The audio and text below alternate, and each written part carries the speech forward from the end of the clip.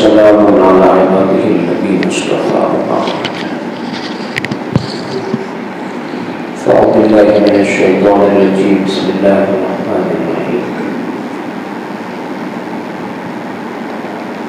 وكلوا واشربوا حتى يتبين لكم الخيط الأبيض من الخيط الأسود من الفجر ثم أتموا الصيام إلى الليل وأنتم عاكفون في المساجد.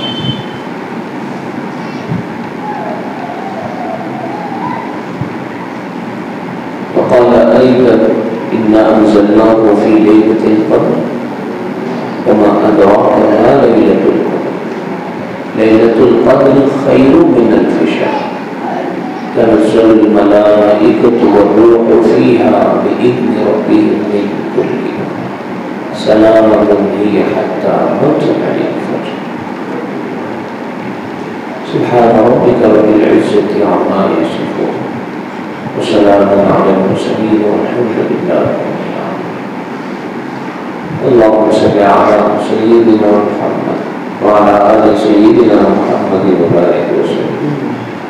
اللهم صل على سيدنا محمد وعلى آل سيدنا محمد وبارك وسلم. اللهم صل على سيدنا محمد وعلى آل سيدنا محمد وبارك وسلم. أما بعد.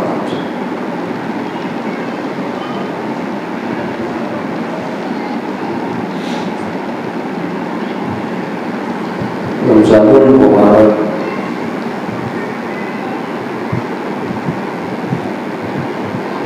جو نیکیوں والا برکتوں والا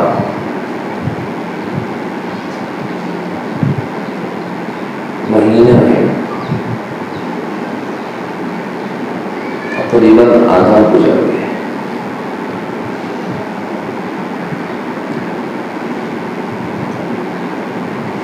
اور آدھا باقی ہے.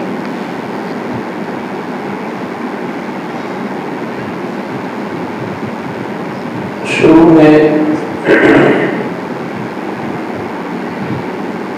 بہت سارے لوگوں کے جذبات تھے.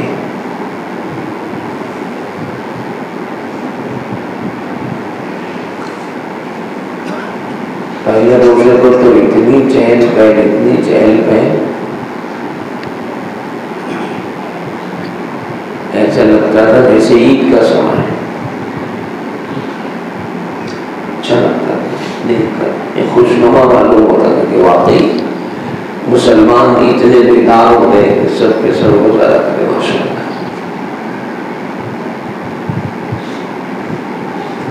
بچوں نے بھی کہا تھا ان کو کہ مسجد آنے تھے نماز پڑھانے کے لیے، راستے میں بہت لوگ جگہ جگہ.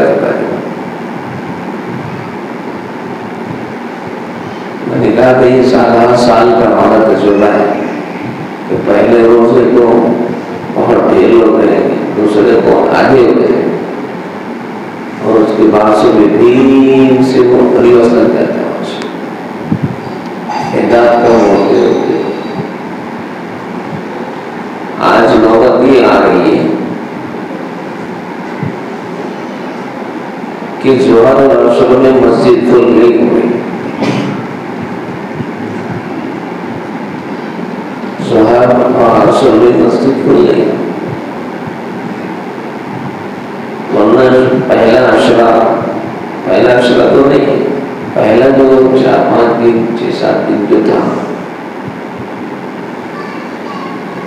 اس میں اگر 5 منٹ بھی اگر مسجد کے اندر اذان کے بعد 5 منٹ بھی آئے، اذان کے 5 منٹ بعد اگر آنا ہو، اردو کھانے پہ بھی ملیں گی، زندہ کھانے پر بھی ملیں گی. لیکن وہ جوش اور جذبہ ختم، اور گویا کہ اس کو ریورس کر دیں. اور اب اس کے اندر تیزی آنے والی نہیں.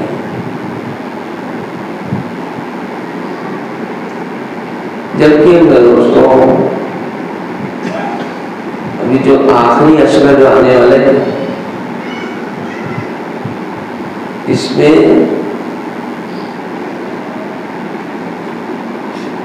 مساجد کے اندر جو لوگوں کا جوش و خروش ہے اس کو بڑھ جانا چاہیے،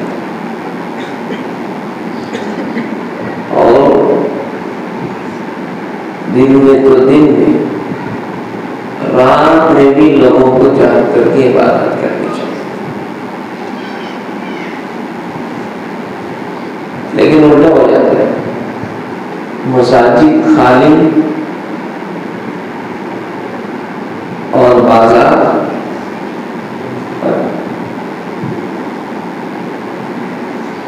مسجدیں ویران اور دکانیں آباد اور ہوٹلیں، چائے کی دکانیں، اچھے اچھے لوگ قرآن ختم ہو جاتا ہے، عشاء کی نماز بھی چھوڑ دیتے، تراویح پڑھ لیتے، یہ مسئلہ۔ یہ جو تمہید جو میں نے باندھی ہے، اس کا مقصد آپ کو بتانا ہے کہ رمضان المبارک کا جو اخیر عشرہ ہے، عشرہ کس کو ہوتے 10 دن، اس کو بولتے پڑھنا دنیات میں اب یاد آ رہا ہے۔ عشرہ کس کو بولتے ہیں 10 کو بولتے ہیں۔ تو رمضان کے کتنے عشرے ہیں؟ 3 ہوئے عشرے، ایک پہلا عشرہ، ایک دوسرا عشرہ، ایک تیسرا عشرہ۔ پہلا عشرہ کتنی 5 تاریخ سے شروع ہوتا ہے، 1 تاریخ سے، اور ختم 12 تاریخ، 10 تاریخ ہوش نہیں۔ پہلا عشرہ 1 تاریخ سے ختم ہونے پر، 1 تاریخ سے ختم ہونے کے بعد 1 سے شروع ہوتا ہے، 10 پر ختم ہوتا ہے، دوسرا 11 سے شروع ہوتا ہے، کہاں میں ختم ہوتا ہے 30، اور تیسرا 21 سے شروع ہوتا ہے اور ختم ہوگا کتنے 30 میں، یعنی چاند پہ ختم ہو 29 کا رات تو تب بھی اس کو عشرہ ہی بولتے ہیں، اور 30 کا رات تب بھی اس کو عشرہ ہی بولتے ہیں۔ تو پہلا عشرہ ختم، دوسرا عشرہ بھی تقریباً ختم ہو، تیسرا شروع ہو۔ اولنا رحمہ، پہلا عشرہ جو تھا یہ رحمت والا تھا، کون سا تھا؟ رحمت والا۔ دوسرا عشرہ مغفرت والا، وأوسطها مغفرة وآخرها عتق من النار، جہنم کی آگ سے آزادی ہے۔ ابھی کون سا عشرہ چل رہا ہے؟ مغفرت والا، دوسرا ہے جس کو کیا بولتے ہیں؟ مغفرت والا۔ ابھی جب تیسرا عشرہ شروع ہونا ہے تو اس میں عام طور سے 2 چیزیں آتی ہیں۔ پہلی چیز تو جو 21ویں کی سورج ڈوبنے کے بعد سے شروع ہوتی ہے، 20 کی سورج ڈوبنے کے بعد سے شروع ہوتی ہے، کون سا عمل ہوتا ہے؟ اعتکاف والا۔ 20 کا سورج ڈوبا اور وہاں سے 21 شروع ہوئی، اسلامی اعتبار سے دن کب سے شروع ہوتا ہے؟ مغرب سے۔ ہمارے اعتبار سے دن دوسرے دن سے شروع ہوتا ہے، صبح سے۔ اسلامی اعتبار سے رات سے، پہلے رات آتی پھر دن آتا، پہلے رات آتی پھر دن آتا۔ عید کی رات بولے تو چاند رات کو بولے، شب برات 14 کا دن اور 15 کی رات، پہلے رات ہے پھر دن ہے. تو یہ شروعات ہوگی 20 وقت ختم ہوگا وہاں سے اعتکاف. اور پھر 21 23 25 27 29 ان راتوں کو کون سی رات بولتے ہیں؟ طاق راتیں.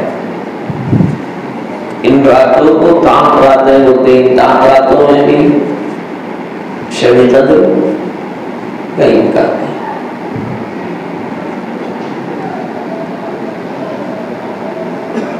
تو اب یہ جو اخیر اشرا ہے، اس اشرے کے اندر یہ جو 2 اہم عبادتیں ہیں، یہ جو 2 اہم عبادتیں ہیں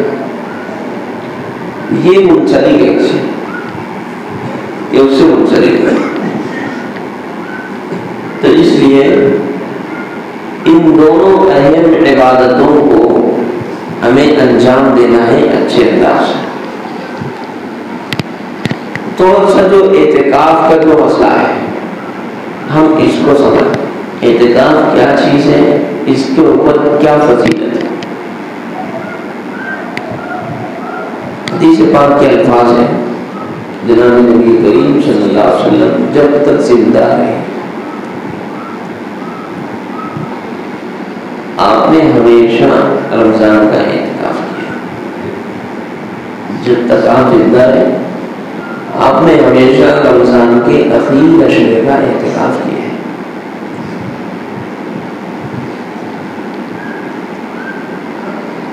تو اس اعتبار سے علماء نے اس بات کو لکھا ہے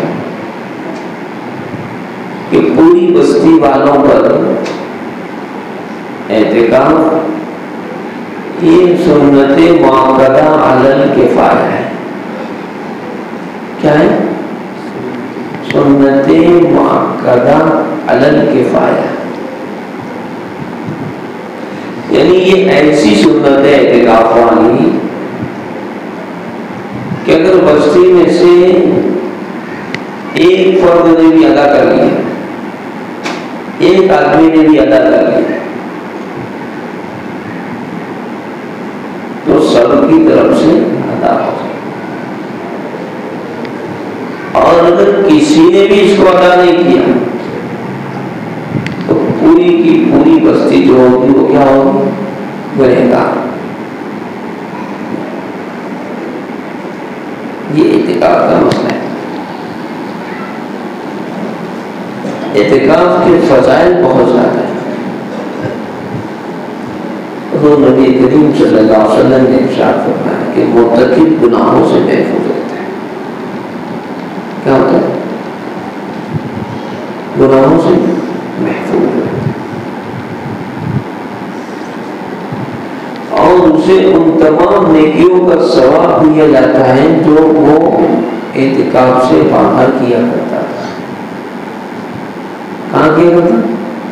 اعتکاف سے باہر. یعنی اعتکاف میں نہیں تھا، نہیں رہتا ہے تو اگر کوئی بیمار پڑتا ہے عیادت کے لیے کسی مسلمان سے ملاقات کے لیے، کسی کا انتقال ہو گیا نماز جنازہ میں، کسی کا تو مسئلہ ہے چل پھرتا ہے چلتا پھرتا ہے اس کے لیے کام کاج کرتا ہے. تو اعتکاف میں آ گیا اور اس کا یہ کام کیا ہو رہا ہے؟ رہ جا رہا ہے. حضور نبی کریم صلی اللہ علیہ وسلم ارشاد فرماتے ہیں کہ اعتکاف میں آنے کی وجہ سے اعتکاف کا تو ثواب ملے گا، ساتھ ہی ساتھ یہ بندہ اعتکاف کے باہر جن کاموں کو انجام دیا کرتا تھا ان کاموں کا بھی اس کو ثواب ملے گا.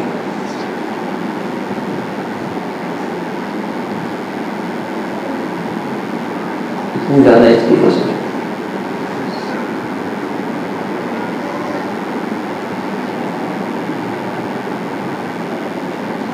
اور اس کی جو سب سے اہم فضیلت ہے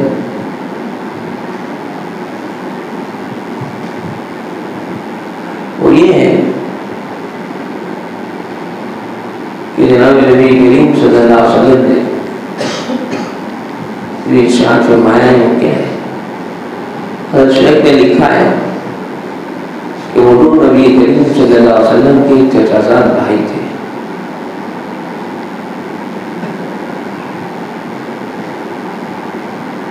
جن کا نام تھا عبداللہ ابن عباس۔ عبداللہ ابن عباس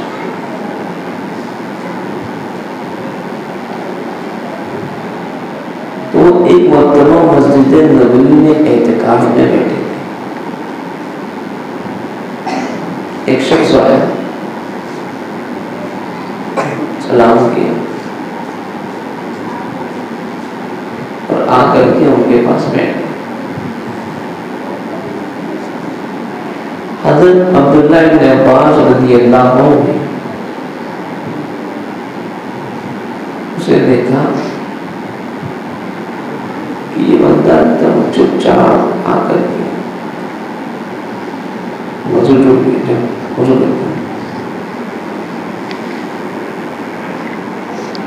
ایک دم چپ چاپ آ کر کے بیٹھ گیا اور کچھ بول ہی نہیں رہا، ایسے لگ رہا کہ ٹینشن دکھائی۔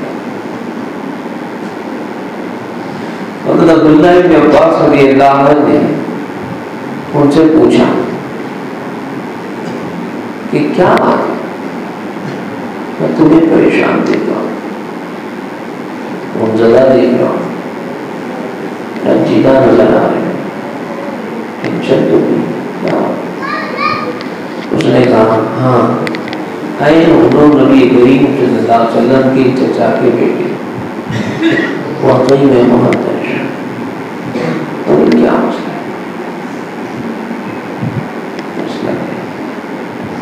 کہا کہ فلاں کا مجھ پر کچھ حق ہے، یعنی قرض دینا ہے، کچھ معاملہ ہے، اس کا ٹائم پورا ہو گیا، مدت ڈال گئی، مجھے دینا ہے اور میرے اندر طاقت نہیں ہے کہ میں اس حق کو ادا کر سکوں۔ حضرت عبداللہ ابن عباس رضی اللہ عنہ نے کہا کیا میں چل کر کے اس بندے کے پاس جس سے تیرا لین دین ہے سفارش کر دوں، بول دو، سمجھا دو، اس سے مہلت لے لو؟ اس نے کہا جیسا آپ مناسب سمجھے، اگر آپ کو اچھا لگتا ہے آپ کے چلے جانے سے، سفارش کرنے سے، بولنے سے، وہ بندہ آپ کی بات رکھ لے گا، ضرور آپ چلے۔ یہ کہہ کر حضرت عبداللہ ابن عباس رضی اللہ عنہ مسجد نبوی سے اپنا جوتا باہر نکال کر کے آنے لگے۔ اور شخص نے کہا کہ اے حضور نبی کریم صلی اللہ علیہ وسلم کے چچا کے بیٹے، آپ کو اپنا اعتکاف یاد تو ہے نا؟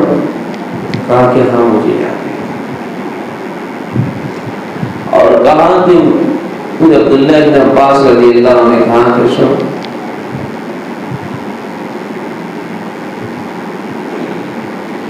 کہ میں نے اس قبر والے صلی اللہ علیہ وسلم سے سنا ہے، مسجد نبوی میں تھے نا، حضور اکرم صلی اللہ علیہ وسلم کا روضہ تھا مسجد نبوی کے اندر ہی۔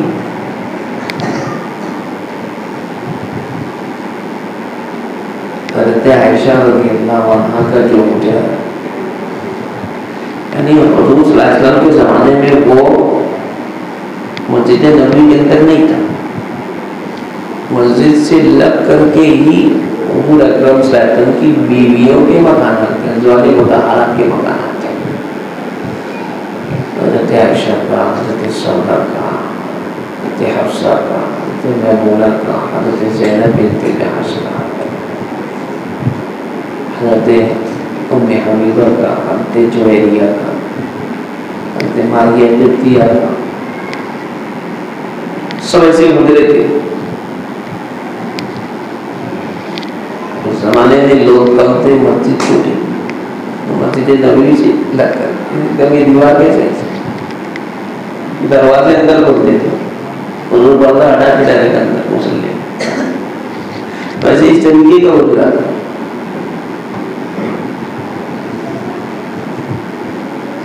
حضور اکرم صلی اللہ علیہ وسلم کا جب وصال ہوا تو یہ اس پر بحث چلی کہ بھائی حضور نبی کریم صلی اللہ علیہ وسلم کو کہاں پر دفن کرنا ہے۔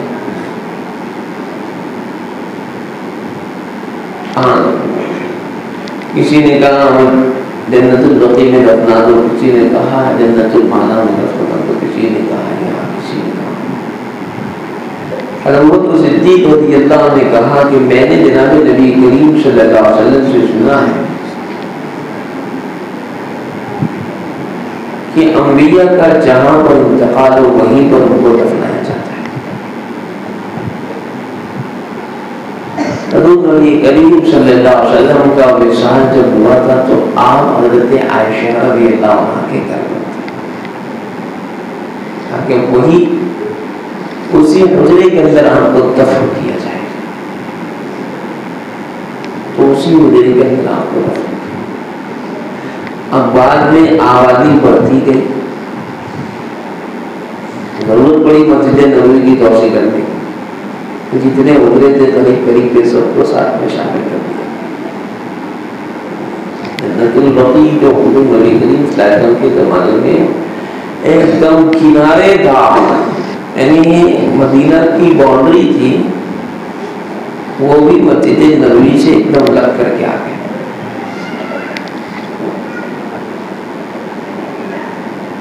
مسجد نبوی سے ایک دم لگ کر کے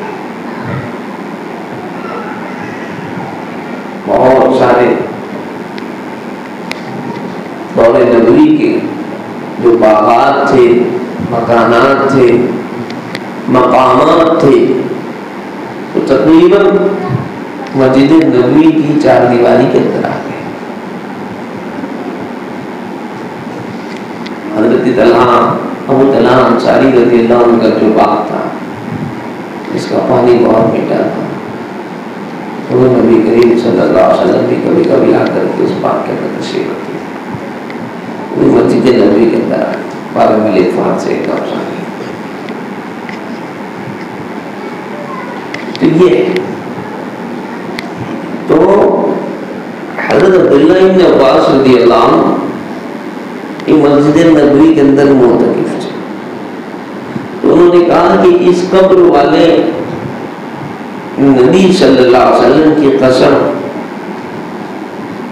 اور یہ کہا اور ان کی آنکھوں سے آنسو گرنے لگے، اور کہا کبھی بہت زمانہ بھی نہیں گزرا کہ میں نے جناب نبی کریم صلی اللہ علیہ وسلم سے سنا کہ جو بندہ بھی کسی بندے کے معاملے میں چلے پھرے کوشش کرے، جو بندہ کسی کے بھی معاملے میں چلے پھرے کوشش کرے، چاہے اس کا کام ہو نہ ہو، چلے پھرے کوشش کرے، چلنے پھرنے پر اللہ پاک اس بندے کو 1 سال کے اعتکاف کے برابر ثواب دے۔ 1 سال ہے نا، 10 سال، اب تو میں بھی کنفیوز ہو رہا ہوں کیا ہے مثال اعمال میں، کیا ہے 10 سال، 10 سال کے اعتکاف کے برابر ثواب دے۔ اور کما قال علیہ الصلوۃ والسلام 10 سال کے نفل، اور یہ فرمایا کہ 1 دن کے نفل و اعتکاف، جو مجھے اصل بات کرنی ہے وہ یہ کہ 1 دن کا بھی اعتکاف اگر کوئی بندہ کرے گا، کتنے دن کا؟ 1 دن، 1 دن کا اعتکاف وہی کب سے غروب آفتاب سے لے کر دوسرے سورج ڈوبنے تک، یعنی 24 گھنٹے کا اگر کوئی بندہ اعتکاف کرے گا اللہ کے لیے، اللہ کی رضا کے لیے، اس کو خوش کرنے کے لیے، تو اللہ پاک کیا کریں گے اس بندے کے درمیان، یعنی اس ایک دن کے اعتکاف کرنے والے کے درمیان اور جہنم کے درمیان 3 خندق حائل کر دے. کتنی خندق؟ 3 خندق. اور ہر خندق اتنی چوڑی ہے کہ جتنی زمین اور آسمان کے درمیان کی مسافت ہے. اتنی زمین اور آسمان کے درمیان کی مسافت ہے، اتنی چوڑی. جب ایک دن کے نفل اعتکاف کی یہ سب فضیلت ہے تو پھر 10 دن اور سال بھر اور 10 سال کے اعتکاف کی کیا فضیلت ہے. اور 3 خندق حائل کر دے رہے تو خندق آ جانے کا مطلب کیا؟ آسانی سے جانا، آسانی سے چلے جائیں گے. ہاں کھڈا آتا تو کیسے ہو جائے، جگ لگتی ہے. تو اتنی ہائٹ، اتنی آسمان اور زمین کے درمیان ایک دن کے اعتکاف، پھر 10 دن کے اعتکاف کی کیا فضیلت ہے. اس سے ہم اور آپ اعتکاف کی فضیلت کا اندازہ کر سکتے ہیں. لیکن عام طور سے ہمارا مزاج اعتکاف میں بیٹھنے کا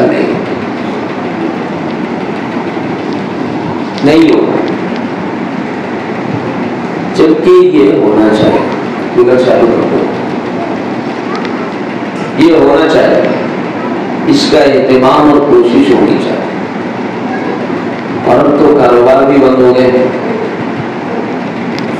اب تو کاروبار بھی نہیں کر دے گا، نہیں، اب تو کاروبار بھی بند ہو گئے، چھٹیاں ہی چھٹیاں، گھومنا پھرنا بھی ہو گیا، بازار بھی تو کھل نہیں رہا. تو اس لیے کوشش یہ کریں کہ 10 دن کا اعتکاف ہم لوگ کریں گے انشاءاللہ. کون کون کرے گا؟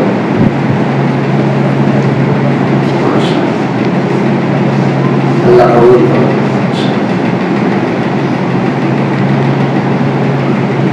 باقی لوگ کو جنت میں نہیں جانے گے، اور جانے گے، ہاتھ تو نہیں 2 دن اٹھایا ان سے پوچھ رہا ہے. باقی لوگ کو نہیں جانے گے،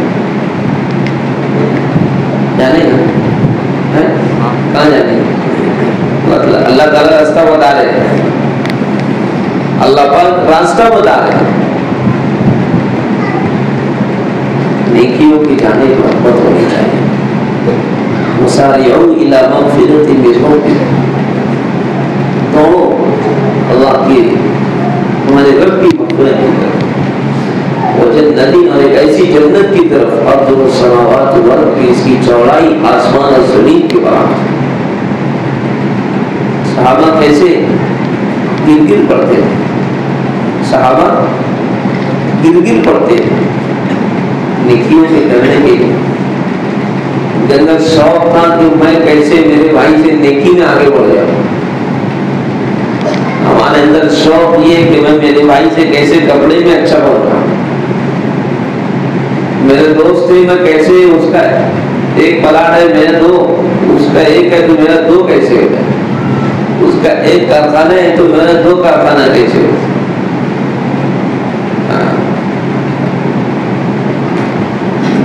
ہم لوگ دنیا کے معاملات کے اندر ایک دوسرے سے ریس لگاتے ہیں، آخرت کے مقابلے میں نہیں لگاتے. صحابہ نیکیوں میں سبقت کرتے تھے. نیکیوں مشہور واقعہ ہے نا کہ غریب صحابہ اور غریب فقراء مہاجرین، غریب صحابہ جن کا نہ گھر نہ در کچھ نہیں، وہ حضور نبی کریم صلی اللہ علیہ وسلم کے پاس ایک وقت لے کر کے آئے، مطالبہ لے کر کے حاضر ہوئی حضور کے پاس. کیا عرض کیا؟ اللہ کے نبی صلی اللہ علیہ وسلم بولے یہ جو مالدار صحابہ ہیں نا، جو روپیے پیسے والے ہیں، ابو بکر صدیق ہیں، عمر فاروق ہیں، عثمان غنی ہیں، عبدالرحمن بن عوف ہیں، ہے نا، ہو گئے نا. یہ جو مالدار صحابہ ہیں ان کو اللہ نے نوازا ہے تو تو کہا کہ اللہ کے نبی آپ جب اپیل کرتے ہیں ان لوگوں سے کوئی صدقہ کرو، خیرات کرو، لوگوں کی اعانت کرو، مدد کرو، یہ صحابہ پیسہ ان کے پاس، روپیہ ان کے پاس، تو یہ بڑھ چڑھ کر کے اس کے اندر حصہ لیتے. جیسے حضور نے آواز لگائی تھی تبوک کے موقع پر، ابو بکر صدیق پورا گھر کا سامان لے کر پورا خالی کر کے لے گا، جیب بھی نہیں خالی ہوتا. یہاں آواز کرتی تو ارے جیب بھی نہیں خالی ہوتا. بات تو اتنے پکے رہتے ہاتھ بھی نہیں اٹھتا، جیب تک جاتا بھی نہیں. بات اتنے پکے ہے سوچتے بھی نہیں بولے ان کا کام کیا، بولتے رہنے کا، اپنا کام سنتے رہنے کا. 10 روپے دیتے بہت ابھی کیا دیتے، 10 روپے دیتے بہت، 10 روپے میں اتنی بڑی جنت دینے کا.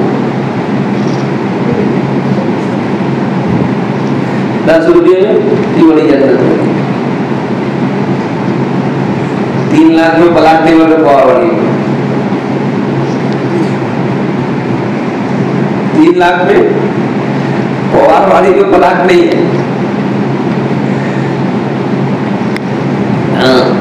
جا کے پوچھو چلو گاؤں میں رہتے پوار والی جائے گا، بولے پوار والی کا نام مت ہے، کیا بولتے پوار والی کا نام مت ہے.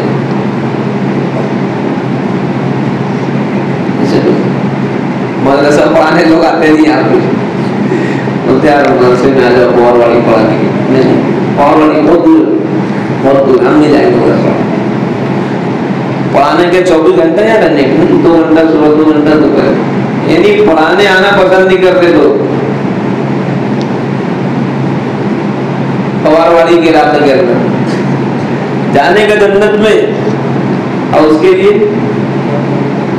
ارے اس کے لیے کھیسے میں بھی ہاتھ نہیں جا رہا. ابو بکر صدیق گھر خالی کر کے لے کر کے آ گئے تھے، یہاں جیب بھی خالی نہیں کر رہے لوگ. اتنے پکے ہو گئے. سمجھ رہے ہم کو 10 روپے مسجد میں خرچہ کریں گے نا تو جیب خالی ہو جائے گی. اور بیڑی میں، پوڑی میں، گٹکے میں، سگریٹ میں، پان میں، تمباکو میں، دوستوں میں، یاروں میں، موبائل میں، ریچارج میں، ہیڈ فون میں، گاڑی میں، گھوڑے میں، یہاں وہاں خرچ کرو آسانی کے ساتھ، فراخری کے ساتھ. بولے کسی لگائے گا کو ڈائری میں بھرے پیسے کا کے واسطے. تم تو بولے دعا کرو گے، کیا کی دعا کرو؟ بولے BCA ایک ہفتہ اور چالو ہو جائے. کیوں؟ ایک دم میرا ہی نمبر تھا، ایک دم میرا ہی نمبر تھا. BCA بند ہو گیا، تیرے واسطے کاروبار چالو کروانے کا آگے نا جا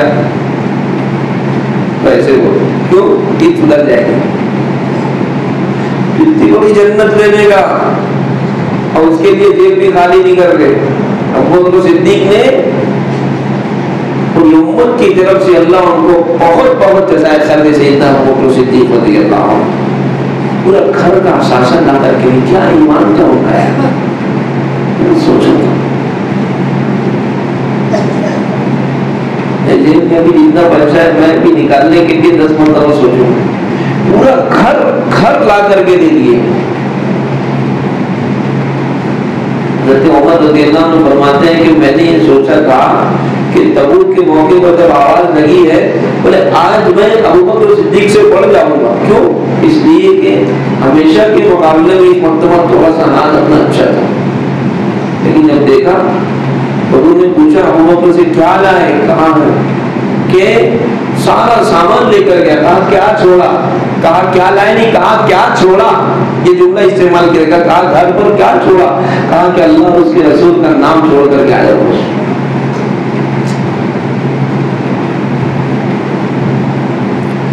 عمر رضی اللہ عنہ نے جب دیکھا یہ تو عید ہے، حضرت عمر کتنا لائے تھے؟ آدھا لائے، آدھا لائے. بولے اب 2 کلو کھجور تھے، 1 کلو یہاں کے بعد گھر کے بعد تھے، 1 کلو جو اللہ کی راہ، 2 درہم میں 1 درہم یہاں پر تھے، 1 درہم اللہ کی راہ انصاف سے. پھر عثمان غنی نے بھی بہت بڑھ چڑھ کر حصہ لیا. تو وہ جو قریب صحابہ جو تھے نا وہ آئے حضور نبی کریم صلی اللہ علیہ وسلم کی خدمت میں اور آ کر کے انہوں نے کہا اللہ کے نبی بولے سیٹ لوگ ہے نا آپ اعلان کرتے اتنا چندہ دو اتنا چندہ دو، بولے یہ لوگ آگے بڑھتے دے دیتے، اب ہم لوگ کے پاس تو ہے نہیں، ہم لوگ نیکی نہیں کر پاتے، ہمارے پاس تو ہے نہیں. کبھی ہم نے سوچا ہے کہ اس تعلق سے یار یہ فلاں بندہ جو ہے اللہ نے اس کو نوازا ہے وہ کتنی نیکیاں کرتا ہے، کتنے لوگوں کو زکات دیتا ہے، صدقات دیتا ہے، خیرات دیتا ہے نا. کبھی آ کر کے کوئی مولانا سے کوئی مفتی سے مسئلہ پوچھے گیا کہ اللہ ان کو اتنا دے رہا وہ خرچہ کر کے وہ جنت میں چلے جائیں گے، ہم نے کیا گناہ کیا، ہم کیوں نہیں جنت میں جا رہے ہیں؟ یہ صحابہ کے سوچنے کا مزاج تھا میرے دوستوں کہ دنیا کے اعتبار سے نہیں آخرت کے اعتبار سے وہ سوچتے تھے. جب انہوں نے مطالبہ رکھا حضور نے فرمایا ارے میرے صحابہ میرے پیاروں تم ٹینشن مت لو، اللہ نے تمہارے لیے بھی راستہ نکال دیا اور فرمایا کہ تم ہر نماز کے بعد جو ہے نا 33 مرتبہ سبحان اللہ، 33 مرتبہ الحمدللہ، 34 مرتبہ اللہ اکبر، اور آپ نے کچھ مخصوص اعمال بتائے کہ ان عمل کو کر لو، ان کو تو صدقہ کرنے کا ثواب مل رہا ہے تمہیں بھی مل جائے گا. اور اس کے بعد یہ غریب صحابہ خوش ہو گئے تمام اور ایک دم اہتمام سے سبحان اللہ جو بھی عمل حضور نے بتایا نا شوق سے اس کو کرنے لگے. اب وہ مالدار صحابہ وہ ماننے والے تھوڑی تھے، وہ چھپ بیٹھنے والے تھوڑی تھے. ہاں ان کو نے کہا یہ تو ہم کے بڑھنا چاہیے، ان کو ہم کے بڑھنا نہیں دینے کا. وہ سب آئے تو نہیں آئے نہیں، وہ لوگ بھی نہ شروع کر دی، وہ لوگ بھی شروع کر دی کیا یہ سبحان اللہ الحمدللہ اللہ وہ بھی جو انہوں نے عمل بتایا تھا یہ عمل یہ بھی شروع کر دی. اور وہ غریب صحابہ پھر ٹینشن میں آ گئے کیا یہ عمل اللہ کے نبی نے ہم کو بتایا تھا، اب یہ بھی شروع کر دی، اب یہ پھر کیا ہوگا، اب یہ تو پیسہ بھی صدقہ کر رہے ہیں اس میں بھی مل رہا، یہ تو عمل حضور نے بتایا یہ بھی کرنے لگے تو اب یہ تو ڈبل ہو گئے.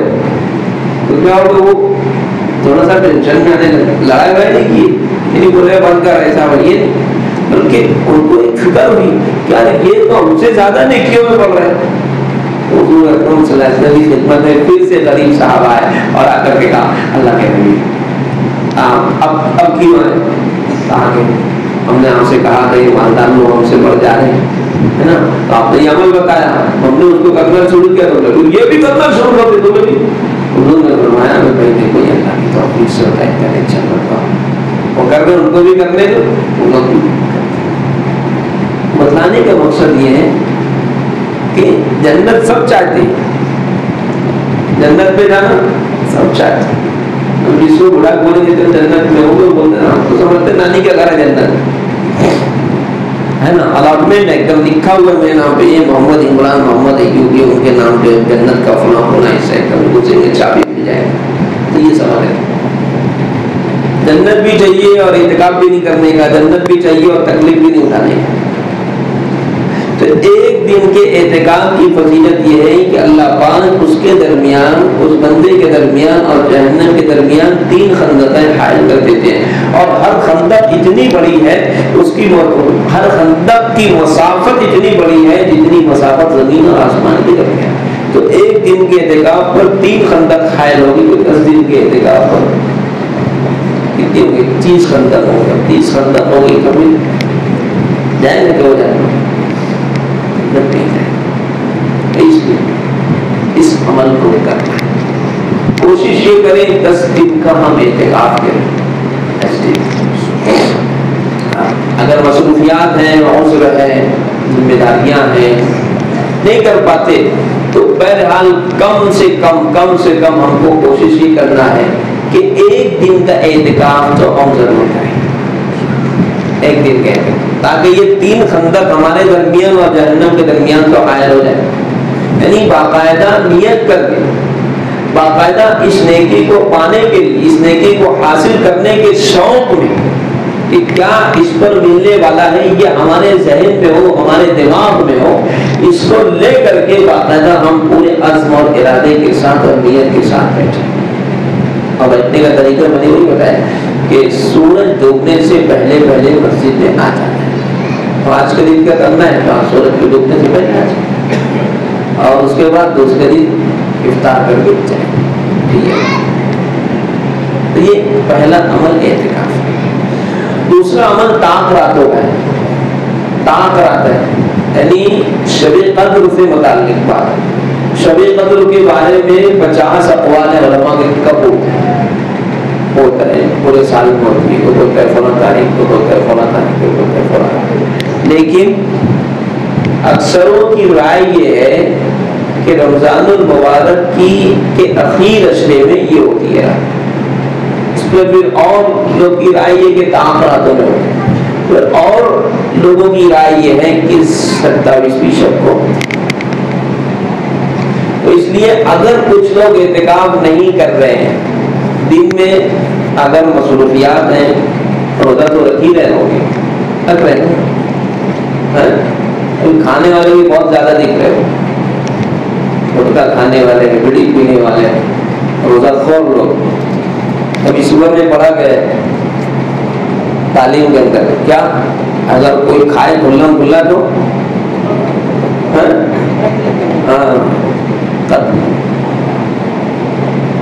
مرڈر، لیکن آپ اور میں نہیں کریں گے، اسلامی حکومت رہیں گی وہ کریں گے۔ یعنی وہ بتا رہا ہوں اتنا سنگین جرم ہے، جس کو ہم دوسری زبان میں یہ کہہ سکتے ہیں کہ شوٹ آرڈر جاری ہوا، اس کا شوٹ آرڈر کے دیکھتے ہی اگر یہ کھا رہا، شوٹ آرڈر، یہ اللہ کے حکم کی کھلی خلاف ورزی ہے۔ جو روزہ نہیں رکھ رہے نا وہ بہت بھاری نہ سمجھے اپنے آپ کو، وہ اپنے آپ کو کوسے، اپنی بدنصیبی پر روئے ہو کہ میں کتنا بدنصیب ہو کے روزہ نہیں رکھ رہا ہوں۔ یہ مسئلہ ہے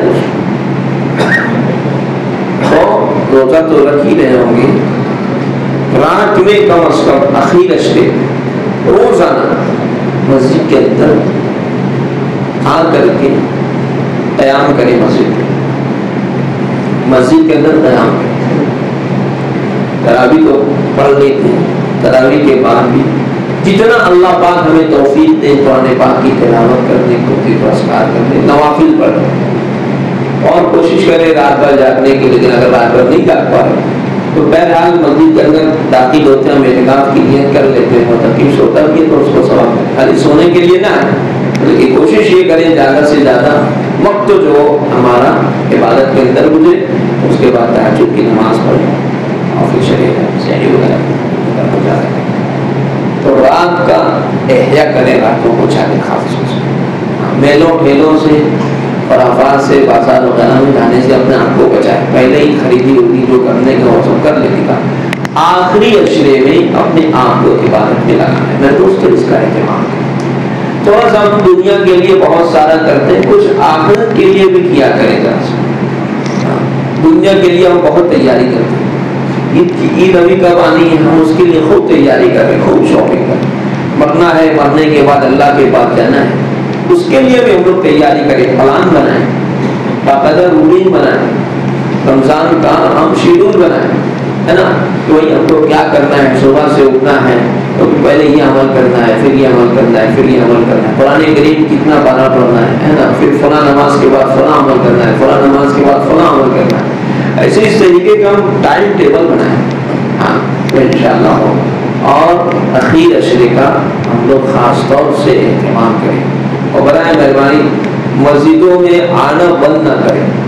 درخواست تو یہ مسجدوں میں جیسے آپ پہلے اشرے میں آ رہے تھے ویسے ہی مسجدوں کے اندر آنا شروع کریں، مسجدوں سے اپنے تعلق کو ختم نہ کریں۔ حالات انتہائی سنگین، انتہائی بد سے بدتر ہیں، بد سے بدتر ہیں حالات، انتہائی سنگین حالات ہو چکے ہیں میرے دوستوں، اور کوئی ان حالات کا ہٹانے والا نہیں ہے۔ ہاں حالات اگر آ جائیں گے ہے نا، جنازے اڑ رہے ہیں، جنازوں پہ جنازے اڑ رہے ہیں دوستوں، شمشان بھومیاں جو ہے وہ بھری پڑی ہے، اسی طریقے سے قبرستانوں کے اندر جگہیں فل ہو چکی ہیں، باہر کے علاقوں کے اندر، باہر ملکوں میں نہیں، باہر شہروں میں یہ حال ہے۔ ہاں پریشان ہو جائیں گے اگر حالات ہے۔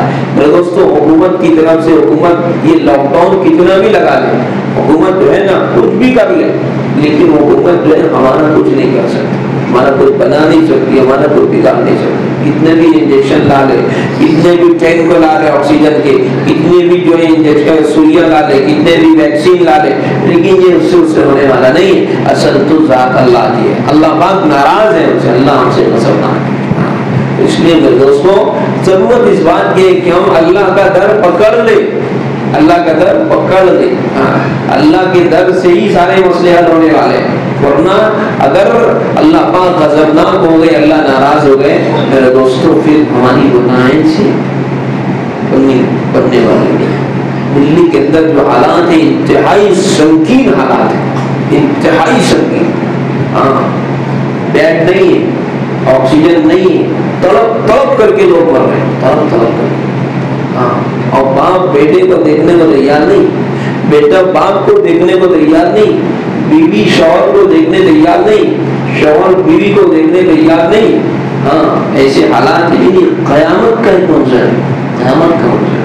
شمشان بھومیوں کے اندر جو اکثریت غیر مسلموں کی مر رہی ہے، تو ایسے پورے ویڈیوز آ رہے ہیں، آپ دیکھو کہ پورے ایسے شمشان بھومی بھری ہوئی ہے نا، مر لوگوں کو جلائے جا رہے ہیں، اور ویٹنگ میں ایسے لاشیں پڑی، پیسے دے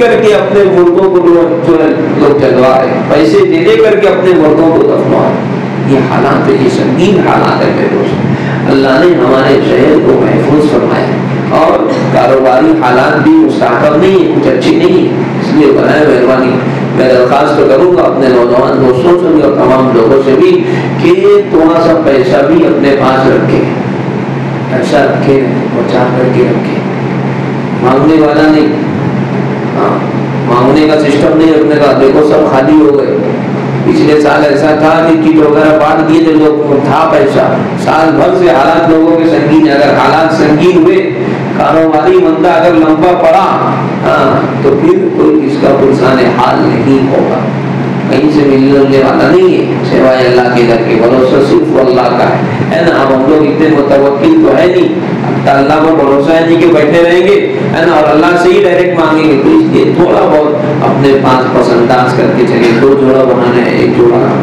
200 والی جوتا چپل خریدنا ہے، 100 والا ہی خریدیں، کم خرچوں میں جتنا زیادہ سے زیادہ ہو سکے اپنے آپ کو سمیٹ کر کے چلے، انشاءاللہ اللہ پاک یہ جو برے دن آئے ہیں ہے نا، یہ برے اوقات جو ہے انشاءاللہ اللہ پاک ان برے دنوں کو بھی اچھے دنوں میں اللہ کی ذات سے امید ہمیں تبدیل کر دیں گے ہے نا۔ اس لیے کوشش یہ کریں ہم لوگ کیسے بھی ہمارا مالک ہمارا رب ہم سے راضی ہو جائے، اور مسجدیں خالی نہ کریں، مسجدوں کے اندر آنے والے ہم لوگ دیکھو علماء نے فیصلہ دیا، علماء کرام نے رمضان المبارک سے پہلے فیصلہ لیا، اور ضرورت مندانہ فیصلہ لیا ہم نے جمعیت علماء کے اندر بیٹھ کر کے، کیا کہ بھائی کچھ بھی ہو جائے ہم اپنی مسجدوں کو کھلا رکھیں گے، ہم اپنی مسجدوں کو بند نہیں ہونے دیں گے ہے نا۔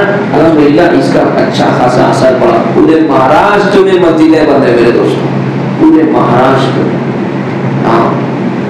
پورے مہاراشٹر نہیں میں کہہ سکتا ہوں آگے چل کر کے پورے انڈیا میں مسجدیں بند، پورے انڈیا۔ ابھی بہار کے، جھارکھنڈ کے سفر آئے، بنگلور میں کچھ لوگوں سے ملاقات ہوئی ہے نا، اور آسام کے، تمل ناڈو کے، دلی کے ہے نا، یو پی کے، بہت سارے علاقوں سے ان لوگوں سے بات چیت ہو رہی ہے، وہ یہی کہہ رہے ہیں کہ وہی مسجدیں بند ہیں، اللہ کا کرم ہے، اللہ کا احسان ہے، اللہ نے اپنے در کو کھلا رکھا ہے میرے دوستوں ہمارے بہار۔